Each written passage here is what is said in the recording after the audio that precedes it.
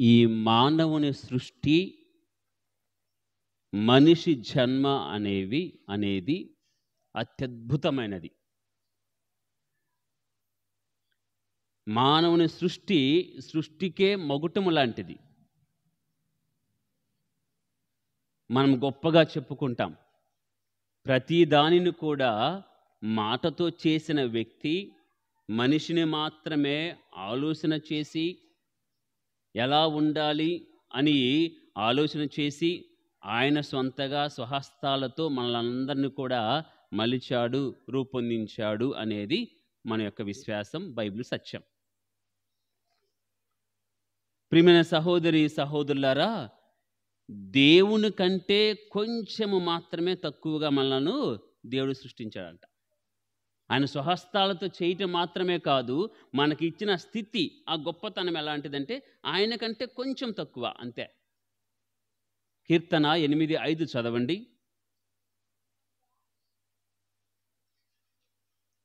కీర్తన 8:5 వచనం.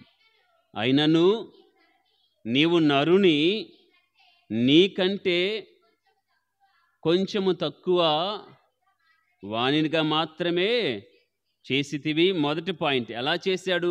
మనకున్న స్థితి, మనల్ని ఎలా దేవుడు అత్యద్భుతమైన స్థితిని ఎలా ఇచ్చాడు, గొప్ప స్థితి, ఆయన కంటే కొంచెం తక్కువగా మాత్రమే చేశాడు. రెండవది, కీర్తి మహిమలు అను కిరీటముతో అతనిని అలంకరించితివి. కీర్తి మహిమలు మనకి ఆపాదిస్తున్నాడు దేవుడు. వాటితో మనల్ని అలంకరించాడంటే ఒక కిరీటముగా మనిషికి ఏర్పాటు చేశాడు. ఆయన కంటే కొంచెం తక్కువ మహిమ కిరీటాలతో అలంకరింపబడిన వాడు మనిషి. మూడవది, దేవుడు చేసిన సృష్టిని పాలించే అధికారం పొందినవాడు. సృష్టికర్త ఆయనైతే పాలించే అధికారం ఎవరికి ఇచ్చాడు? దేవుడు మనిషికి ఇచ్చాడు. ఆదికాండము 1వ అధ్యాయము 28వ వచనం చదవండి. దేవుడు దీవించి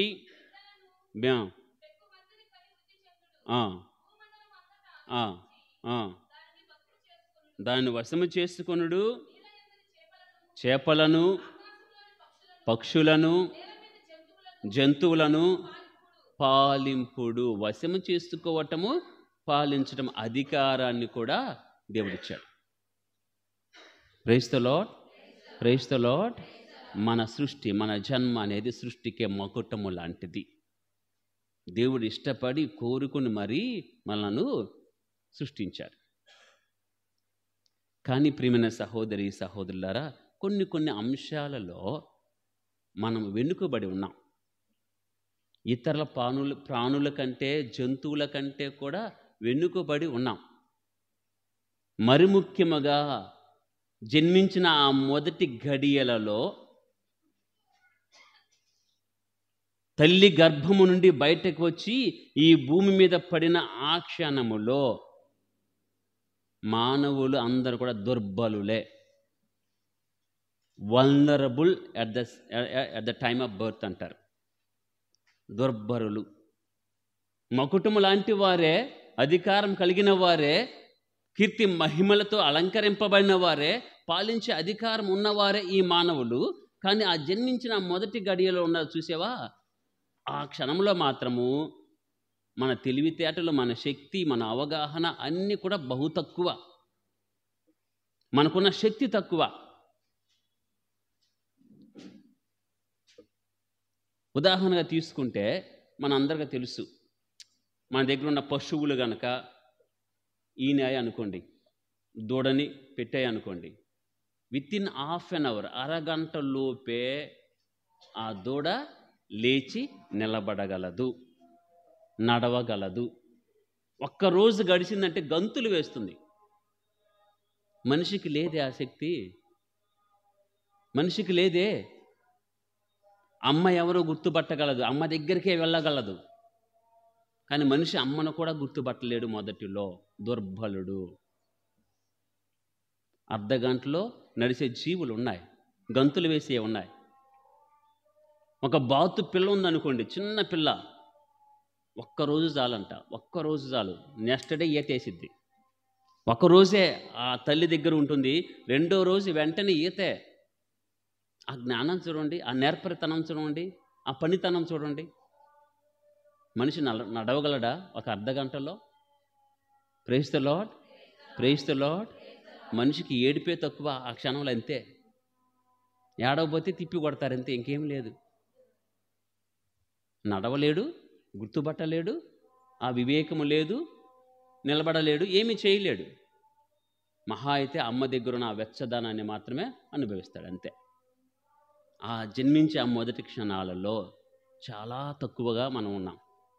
praise the lord, praise the lord. Science అంటుంది,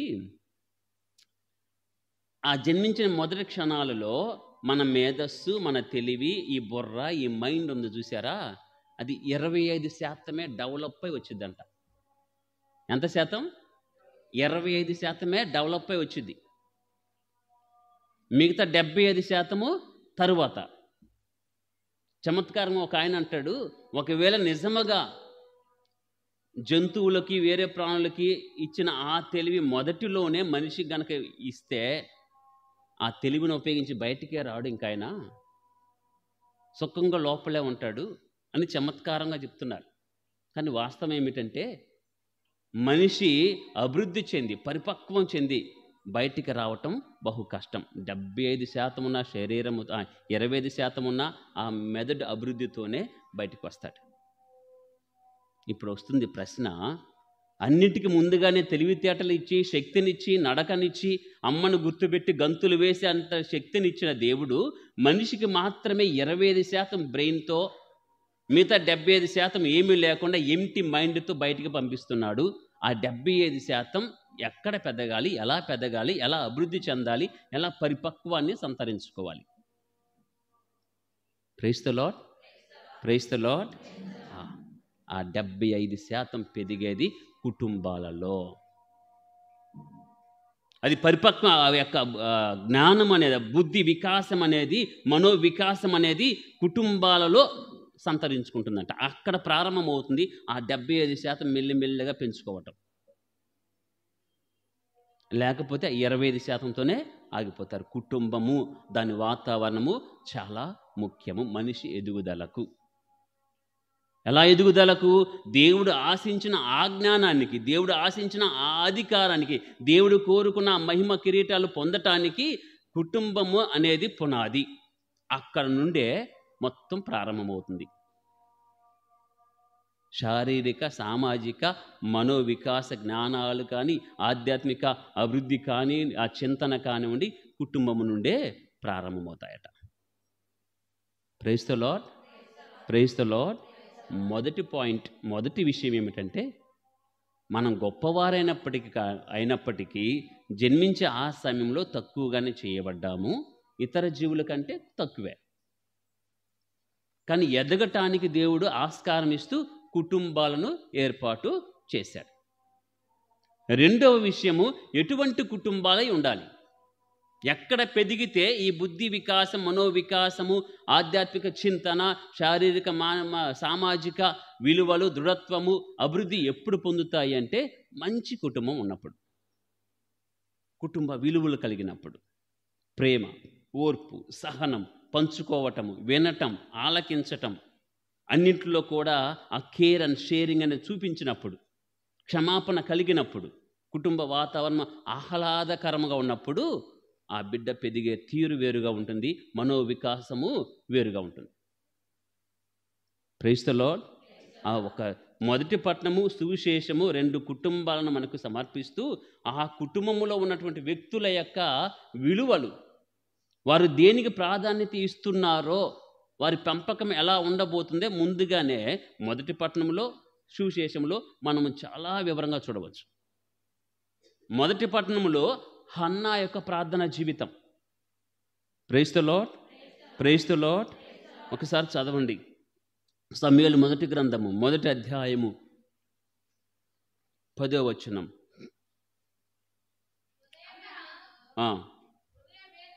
హృదయ వేదనతో కన్నీరు మున్నీరుగా ఏడ్చుచు ప్రభువుని, నెంబర్ 1, ప్రార్థించే తల్లి.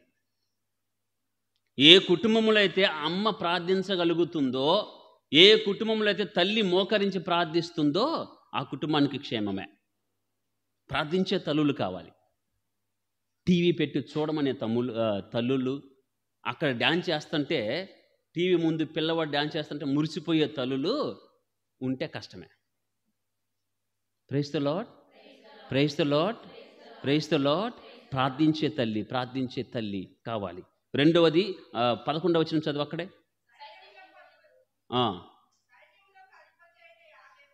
ఆ, ఆ, ఆ, ఆ. నాకు ఒక మగబిడ్డను అనుగ్రహింపుము, ఆ శిశువును ఆమరణాంతము నీకే సమర్పింతును. మొక్కుబడి లాంటిదే. దేవునికి వాగ్దానం చేస్తుంది, మాట ఇస్తుంది. ప్రభా నేను ప్రార్థిస్తున్నాను, ప్రార్థించే తల్లి. రెండవది ఒక మాట ఇస్తుంది దేవునికి, ఆ మాట నెరవేర్చే తల్లి. బిడ్డలు కలిగినప్పుడు వెంటనే వెళ్ళి ఇంటికి గుడి ముఖమే చూడకుండా, దేవుని దగ్గరకు రాకుండా ఇంటి దగ్గర ఉన్న తల్లి అయితే కాదు. Praise the lord, praise the lord. దేవునికి మాట ఇచ్చింది, పాలు మానిపే వరకు కూడా ఆ బిడ్డతోనే ఉండి ఆ బిడ్డను ఇంటిలో ఉంచుకొని పెంచి ఆ తర్వాత తిరిగి ఆ దేవాలయాన్ని తీసుకుని వచ్చి సమర్పిస్తుంది. Praise the lord. ప్రార్థించే తల్లి, మాటను నిలబెట్టుకునే తల్లి, మరి ముఖ్యంగా దేవునికి ఇచ్చిన మాటను నిలబెట్టుకున్నటువంటి తల్లి. నా దృష్టిలో సమూయేలుని తిరిగి మళ్ళా దేవాలయానికి సమర్పించటము అంటే అబ్రహాం ఈసాకును బలి ఇవ్వటానికి సిద్ధమై వెళ్ళిపోయాడు చూసేవా, అలాంటిదే. విశ్వాసం అంత గొప్పది. Praise the lord, praise the lord. దాని గురించి అంటాడు, ఈ దైవ భీతి కలిగిన కుటుంబము పెద్దలు వీళ్ళు. ఆదికాండము 22వ అధ్యాయము 12వ వచనం చదవండి. చెయ్యి వేయకము,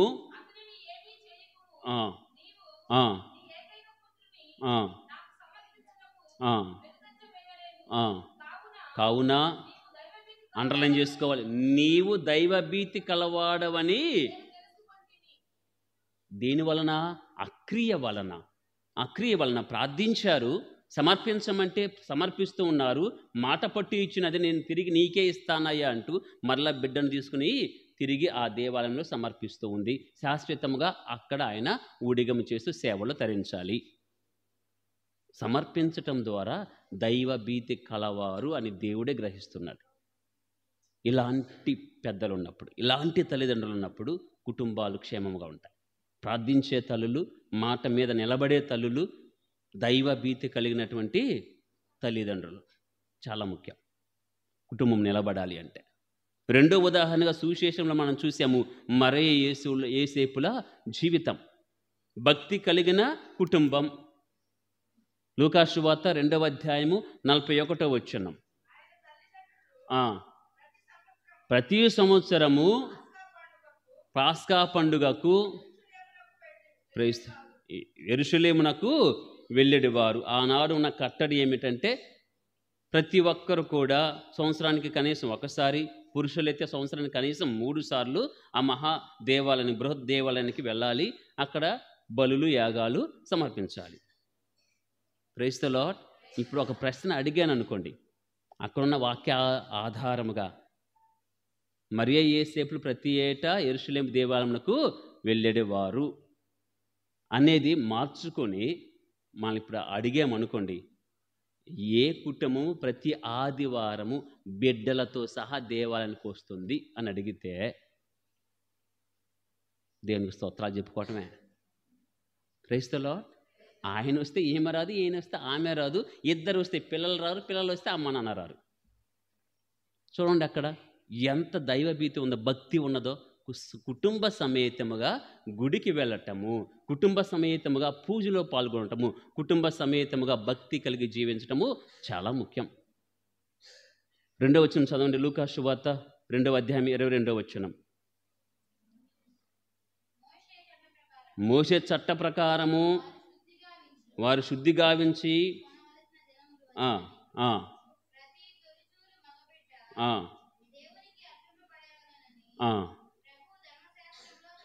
ప్రభు ధర్మశాస్త్రంలో రాయబడినట్లు మరియమ్మ, ఏసేపులు,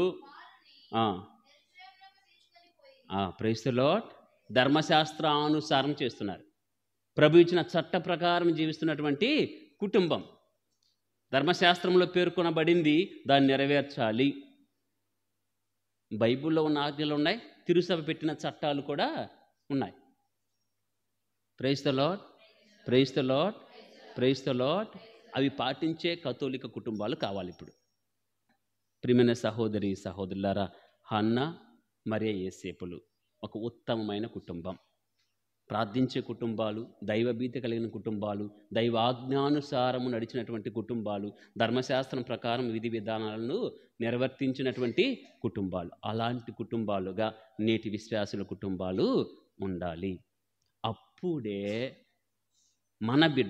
మన బిడ్డలు బుద్ధి వికాసములో, దైవభక్తిలో, జ్ఞానములో దినదినాభివృద్ధి చెందుతారు. ఆ హన్న పెంపకమేమో తెలియదు, ఆమె ఇచ్చిన విలువలేమో తెలియదు. ఏమంటారు? పాలతో పెట్టిన విద్య అంటారు. వెన్నతో పెట్టిన విద్య, పాలతో పెట్టిన విద్య ఎక్కడ పోతే ఆ బుద్ధులు ఎక్కడికి పోతాయి? హన్న ఆ పాలు మానిపించేంత వరకు కూడా, ఇప్పుడంటే ఫ్యాషన్గా 6 నెలలు 6 రోజులకే మొత్తం శుభం కార్డు పలికేస్తున్నారు. ఒకప్పుడు 2 సంవత్సరాలు, 3 సంవత్సరాలు, 5 సంవత్సరాలు ఇచ్చిన తల్లులు కూడా ఉన్నారు. తల్లిపాలు శ్రేష్టమైనవి ఇచ్చిన వాళ్ళు ఉన్నారు, వాళ్ళు దృఢకాయలుగానే ఉన్నారు. మరి హన్న ఎన్ని సంవత్సరాలు ఇచ్చిందో తెలియదు. ఆ సమయములోనే పెంపకానికి బీజాలు వేసింది. అదే వ్యత్యాసం చూస్తాం మనం. ఇంటి వాతావరణం ఎలా ప్రభావితం చేస్తుందో, ఏలీ కుమారులు ఎలా ఉన్నారో, హన్నా కుమారుడు ఎలా ఉన్నాడో మనకు తెలుసు. ఒకసారి చదవండి, సమూయేలు మొదటి గ్రంథము 2వ అధ్యాయం 12వ వచనము. ఏలీ కుమారులు పరమ యాజకుడు సాములోరు, గుళ్ళో పనిచేసే ఆయన, వారి బిడ్డలు ఎలాంటి వాళ్ళంట? ప్రైజ్ ది లార్డ్, పండిత పుత్ర పరమ. Praise the lord. ఆ సామెత అక్కడి నుంచి వచ్చిందేమో తెలియదు మరి మనకి. కానీ సమూయేలు గురించి రాస్తే ఏమి రాస్తారు? 2వ అధ్యాయం 26వ వచనం. సమూయేలు మాత్రము పెరిగి పెద్దవాడై దేవుని దయకును ప్రజల మన్ననకును పత్రుడాయన. ఇదే వచనం, మించుమించు ఇదే వచనాన్ని యేసయ్య జీవితంలో చూస్తాము. లూకా సువార్త 2వ అధ్యాయం 52వ వచనం. యేసు జ్ఞానమందును ప్రాయమందును దేవుని అనుగ్రహమునకును ఆధరాభిమానములకును, praise the lord, praise the lord. Yesayya అలా ఎదగటానికి, జ్ఞానమందును ప్రాయమందును అనుగ్రహాలందును ప్రజల ఆదరాభిమానాలను పొందటానికి కుటుంబమే మూలము. మరియ యోసేపుల పెంపకమే మూలము. సమూయేలు ఎక్కడ ఉన్నా కానీ, ఏ ఇంటిలో ఉన్నా కానీ తన వ్యక్తిత్వాన్ని కాపాడుకుంటూ వచ్చాడు అంటే, ప్రభు దృష్టిలో జ్ఞానమందు ప్రాయమందు వర్ధిల్లాడు అంటే ఆ తల్లి వేసిన బీజమే. Praise the lord, praise the lord. కుటుంబాలు చాలా ముఖ్యం, కుటుంబాలు చాలా ముఖ్యం. దీన్ని ఉద్దేశించే కాబోలు జపమాలను విశ్వవ్యాప్తం చేసినటువంటి ఫాదర్ గారు ప్యాట్రిక్ పేటన్ అనే ఐర్లాండ్కి చెందిన గురువులు జపమాలను విశ్వవ్యాప్తం చేశాడు. ఆయన కుటుంబంలో 9 మంది సంతానము, 9 మందిలో ఒకటిగా జన్మించాడు. ఆయన అంటున్న మాట ఏమంటాడంటే, a family that prays together stays together. ప్రార్థించే కుటుంబము కలిసి ఉంటుంది, కలిసి ప్రార్థించే కుటుంబం కలిసి జీవిస్తుంది. Praise the lord, praise the lord. కుటుంబం చాలా ముఖ్యమండి, కుటుంబం చాలా ముఖ్యం. కుటుంబ జీవితం విలువలు, ఆ ఆహ్లాదకరమైన వాతావరణం సృష్టించటము బిడ్డల ఎదుగుదలకు చాలా ముఖ్యము. కానీ ఈ మోడ్రన్ ప్రపంచంలో చాలా శోధనలు ఉన్నాయి. ఎందుకు మంచి కుటుంబాలకు ఉండనిచ్చిద్దా సాతాను? నువ్వు మారతానంటే మారనిచ్చిద్దా? నీ కుటుంబం ప్రార్థిస్తానంటే ప్రార్థించనిచ్చిద్దా? మీరు మోకరిల్లితే ప్రార్థన చేయగానే పక్కింటోడు టీవీ పెద్దగా పెడతాడు. ఏదో ఒక రకంగా శోధన వచ్చిద్ది నీకు. Praise the lord, praise the lord. వాటన్నిటికంటే ఒక 3 శోధనలు. కుటుంబాలు ఎందుకు ప్రార్థనలో ఉండలేకపోతున్నాయో, ఎందుకు ప్రభుని యొక్క అనుగ్రహానికి లోను కాకుండా ఉన్నాయో, అనుగ్రహాలను పొందలేకున్నాయో, ఒక 3 అది కొంచెము ధ్యానం చేయడానికి ప్రయత్నం చేద్దాం. నెంబర్ 1 ఏమిటంటే, నువ్వు నేను సమానం. ఏంటది? నువ్వు నేను సమానం. Both are equal. నువ్వెంతో నేనెంత. దీని మీద ఇప్పుడు గొడవలు చాలా అవుతున్నాయండి. ఒకప్పుడు అణిగిమణిగి ఉన్నారు. ఇప్పుడు ఇద్దరు సంపాదిస్తున్నారు, ఇద్దరు ఉద్యోగాలు చేస్తున్నారు, ఇద్దరు కూడా జ్ఞానం కలిగిన వారు, చదువులు కలిగిన వారే. ఇప్పుడు వస్తున్న తగాదలు ఏమిటి? నువ్వు సంపాదిస్తున్నావు, నేను సంపాదిస్తున్నాను, నేను ఎందుకు తగ్గాలి? నూతన శోధన ఇది. నూతన శోధనలు ఇవన్నీ కూడా. నేను తగ్గేదిలే. Praise the lord, praise the lord. కానీ ఇద్దరు సమానం అనుకొని పంచుకోగలిగితే అది గొప్ప కుటుంబం ఇద్దండి. నేను మా సెక్రటరీ కుటుంబాన్ని దగ్గర ఉండి చూశాను. ఇద్దరు సంపాదిస్తున్నాడు. ఆయనేమో కమిషనర్, పోలీస్ కమిషనర్. ఆయన ఏమొచ్చేసేమో మా దగ్గర సెక్రటరీ. అంటే ఉన్న ఉద్యోగాల్లో కొంచెం తక్కువ జీతం ఉద్యోగం. ఎప్పుడు వెళ్తూ ఉంటాను. మేము వెళ్ళినప్పుడు ఆమె వండిందంటే కడిగేది మొత్తం ఆయనే. వడ్డించడం తప్ప అది తీసుకొచ్చి టేబుల్ మీద పెట్టేది, మళ్ళీ తీసుకెళ్ళి కడిగి ఎక్కడ వాళ్ళ వస్తువులు పెట్టేది ఆయనే. పంచుకోవటం ప్రశాంతంగా ఉంటుంది. ఒకవేళ ఆయన వండితే నెక్స్ట్ ఏం పని చేసిద్ది మాకు అర్థమైపోయింది. ఎవరైతే టేబుల్ మీద తీసుకొస్తున్నారో మాకు అర్థమైపోయింది. అన్నం తర్వాత మమ్మల్ని ఎవరు ఎంటర్టైన్ చేస్తారో, ఎవరి దగ్గర కూర్చుని సోఫా మీద దగ్గర కూర్చుని ముచ్చట చెప్పాలో మాకు అర్థమైపోయింది. ఒకళ్ళు వండుతారు, మరొకళ్ళు మొత్తం శుభ్రం చేస్తారు. పంచుకోవటం అది లేదు ఇప్పుడు ఇక్కడ. అది లేదు. నామూషి, తక్కువ. Praise the lord, praise the lord.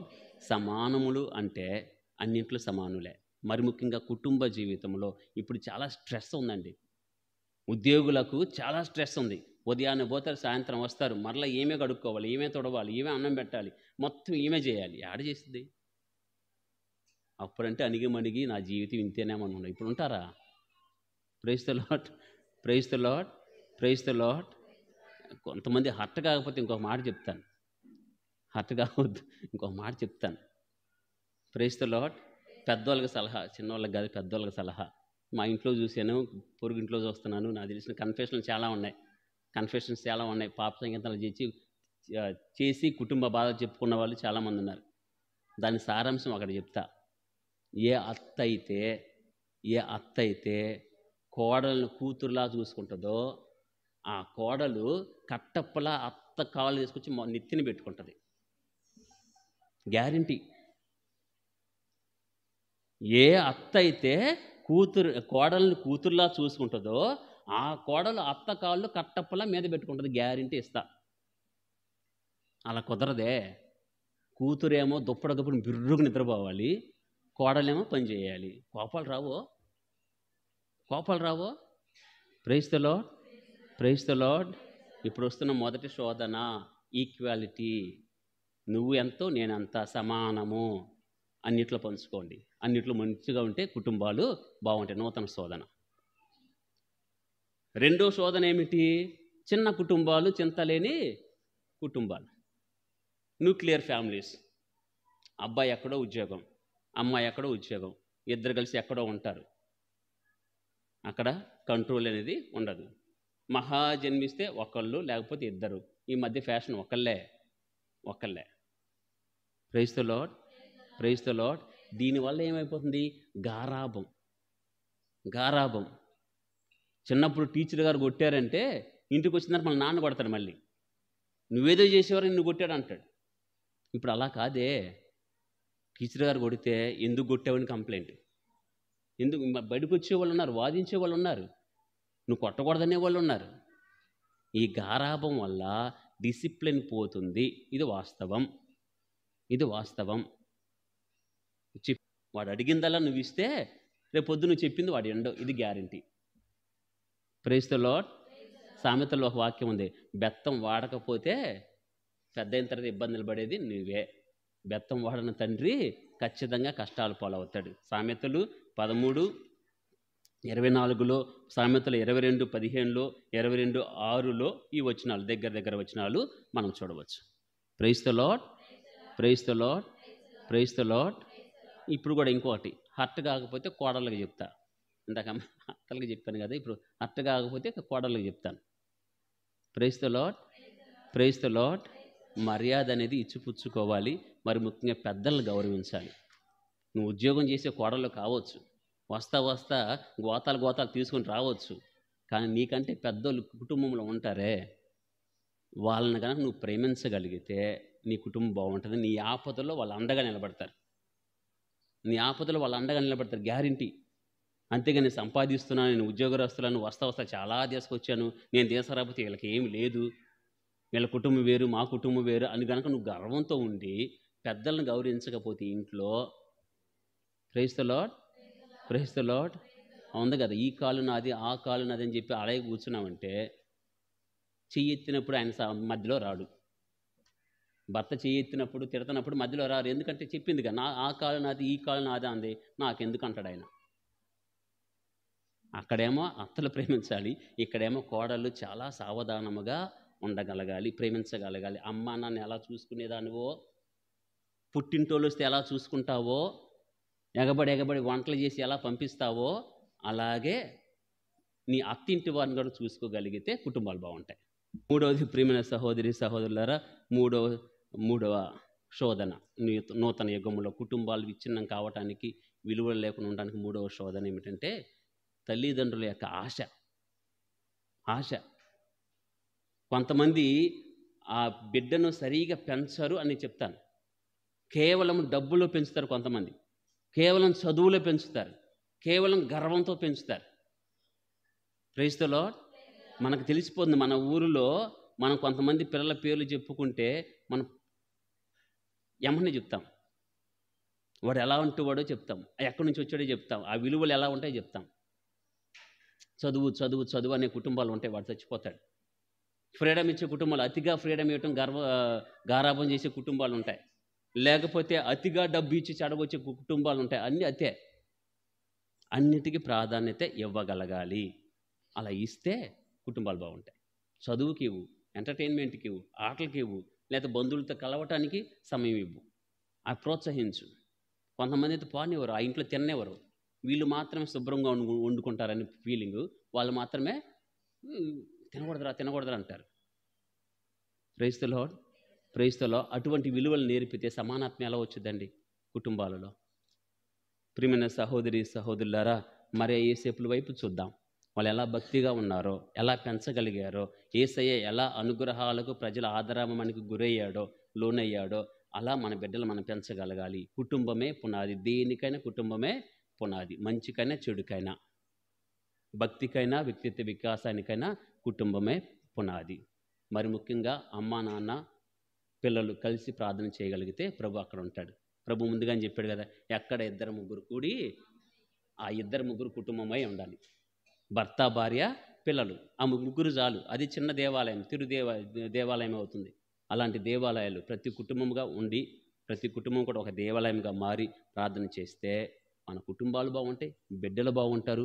మన విశ్వాసం ఎంత గట్టిదో ప్రపంచానికి చాటిన వారం అవుతాం. కుటుంబాన్ని పోలిన కుటుంబాలుగా మన కుటుంబాలను దేవుడు దీవించాలని, అందుకు తగిన విధముగా సిద్ధపడే భాగ్యం దయచేయమని దేవుని ప్రార్థించుదాం. దేవుడు మనకు సహాయం చేయను గాక.